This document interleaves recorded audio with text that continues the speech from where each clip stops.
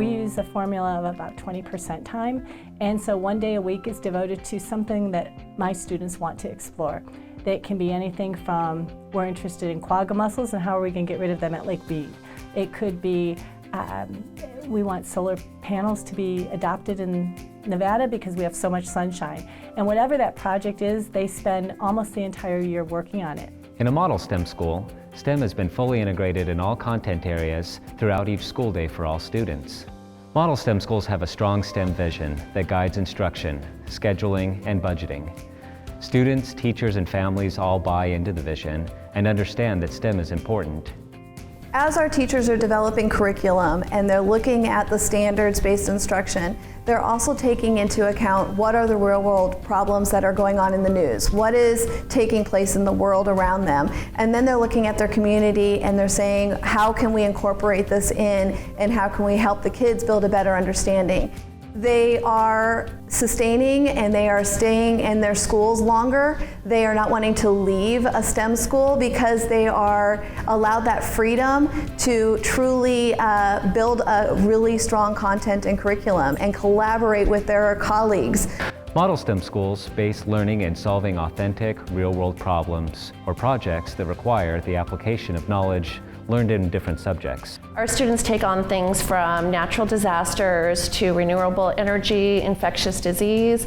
Our fifth graders this year were tasked with designing a toy for a special needs child. So we do all kinds of real-world challenges throughout the grade levels. With a lot of the fear around the coronavirus, we want to use our chemistry skills that we're learning to create little hand sanitizers to give them out to all the teachers in the school. In model schools, students work in teams with defined roles and responsibilities to evaluate, design, and present their solutions. Opportunities for creativity, critical thinking, collaboration are intentionally woven into the learning experience that students have each day. It's an introduction to the workspace, I think, because you get to work with your teammates a lot. You get to express your ideas. In other classrooms, it helps you work on your group skills, your thinking skills. You get to learn how to be in a group. You get to learn how to be part of a group. The Mars 2020 rover that launches in July, they have made the competition model that, so the kids have to go look for life with a methane detector, because that's what the robot's going to be doing. Then they have to look at a microscope and try to get these samples of what that's going to be. They have to fly a drone around Mars at least twice, and then they have to land it on a target, and you get points along the way for all of this. Then you get to put your robot down, then your robot has to go pick up samples, which is what the Mars 2020 rover is going to do, and take them to a stash point. Model STEM schools also have strong partnerships with the families in their communities.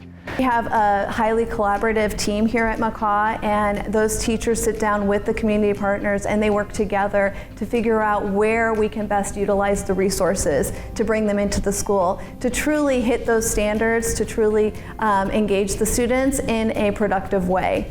One year in geometry that I wanted to build a golf course, a miniature golf course. And what we ended up doing is actually going to the Lowe's that's just down Charleston, used yellow tape, caution tape, and they caution taped off part of the parking lot.